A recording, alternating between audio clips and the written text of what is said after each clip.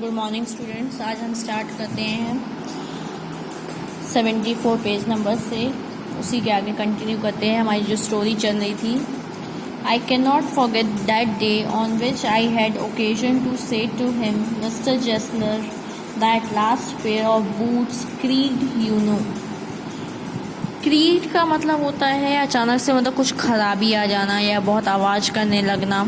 तो इसमें यही दिया हुआ है कि वो एक दिन मतलब जो ऑथर है वो बोलते हैं कि एक दिन ऐसा दिन आया था जिसे मुझे मिस्टर जेसलर मतलब शू मेकर को बोलना पड़ा था कि जो आपने जो लास्ट पेयर बना के दिया था शूज़ का या बूट्स का, वो थोड़ा प्रॉब्लम कर रहा है। He looked at me for a time without replying, as if expecting me to withdraw or qualify the statement, then said, देखिए यहाँ पे जो लाइन रहती है ना, इसका ये साइड में दे रखा है, ये थोड़ी जर्मन लैंग्वेज में है। It shouldn't have creaked, इसका मतलब बोला है it shouldn't have creaked, मतलब बोला है कि ऑथर यहाँ पे बोल रहे हैं कि he looked at me, मतलब ऑथर बोल रहे हैं कि वो मेरी तरफ ऐसे देखने लगे कि जैसे मैंने कुछ गलत बोल दिया हो, और वो एक्सपेक्ट कर रहे हैं, मुझसे उम्मीद कर रहे हैं कि जो मैंने बोला है वो मैं अपने शब्द वापस ले लूँ।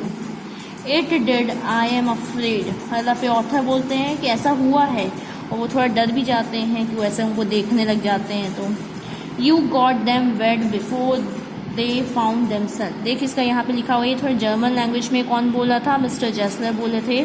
You got them wet before they found themselves. I don't think so. At that, मतलब जो बोलते हैं कि मेरे को नहीं लगता है, मिस्टर जैसा बोलते हैं कि मतलब कुछ खराबी होगी, फिर भी तुम ले आना।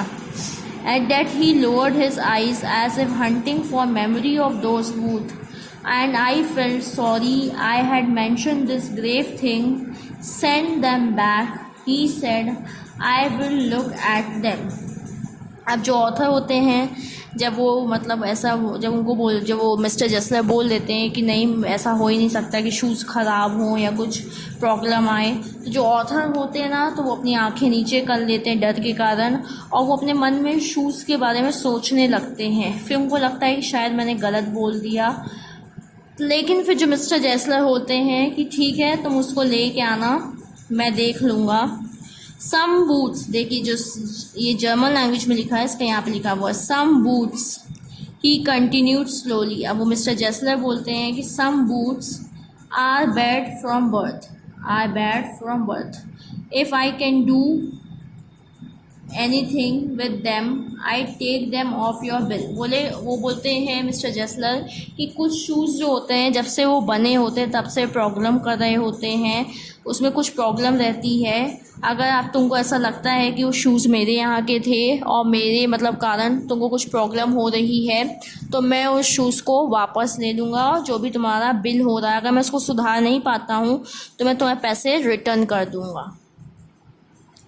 Once I went absent-mindedly into his shop in a pair of boots bought in an emergency at some large firm. वो ऑथर बोलते हैं कि एक दिन की बात है, मैं उनकी शॉप में मतलब एब्सेंट माइंडली मतलब बिना ध्यान दिए कुछ सोचे चला गया शूज़ लेने के लिए, और जो मैंने और वो कौन से शूज़ पहन रखे थे, वो ऐसे शूज़ पहन रखे थे जो उन्होंने कोई और दुकान से ख़रीदी थी, लार्ज शॉप से ख़रीदी थी।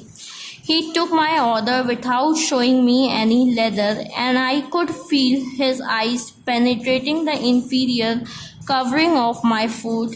At last he said, "Those are not my boots. Those are not my boots." मतलब बोल रहे हैं कि ऑथर कि एक दिन वो उनकी शॉप पे जाते हैं और वो किसी और की शॉप के शूज़ पहन के जाते हैं, तो जो वो रहते हैं मिस्टर जेसलर रहते हैं, वो उनको कोई लेदर नहीं दिखाते हैं, और मतलब वो मतलब इतने मतलब शूज़ देख के वो समझ जाते हैं, उनके शूज़ को वो घूरते रहते हैं, समझ जाते हैं, और वो बोलते हैं कि ये शूज़ मेरे यहाँ के नहीं हैं।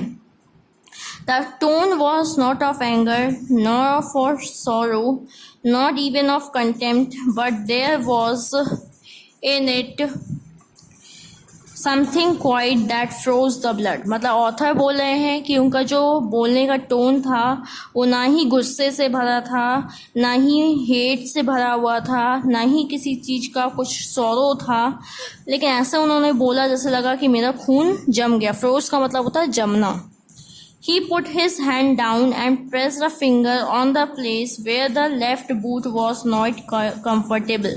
उन्होंने क्या किया, उसके शूज़ को टच करने लगे, बूट को टच करने लगे, और उन्होंने लेफ़्ट बूट को जब टच किया और फिंगर के पास, तो उन्हें बोला लगता है इस साइड पे प्रॉब्लम हो रही है आपको शूज़ पहनने में। फिर देखिए यहाँ पे लिखा हुआ है इट हर्ट्स यू देयर। वो पूछते हैं कि यहाँ पे तुमको दर्द हो रहा है, यहाँ पे तुमको लग रही है।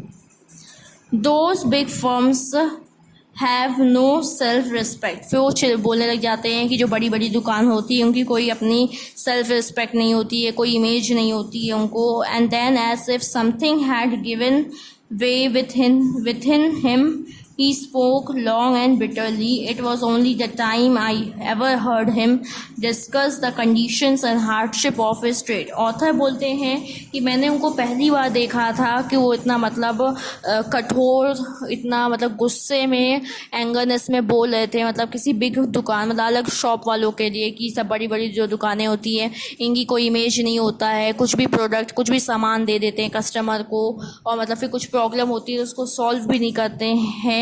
और मतलब वो गुस्से में बेचारे बोले जा रहे थे, तो ऐसा लग रहा था कि ये सब बड़ी बड़ी दुकानों को क्या उनका बिजनेस नहीं चलता होगा, इसलिए वो गुस्से में ऐसा बोल रहे हैं। चलिए अब हम नेक्स्ट पेज में आते हैं, पेज नंबर 75। ये देखिए इसका साइड में दे रखा है they get it by advertisement not by work. वो बोलते हैं कि इनको जो सब सामान, इनके कस्टमर जाते हैं, ये क्यों जाते हैं, इनके सामान के कारण नहीं जाते, ये जो है जैसा एडवर्टाइज़ करते हैं कस्टमर वो देख के जाते हैं। They take it away from us who love our boots.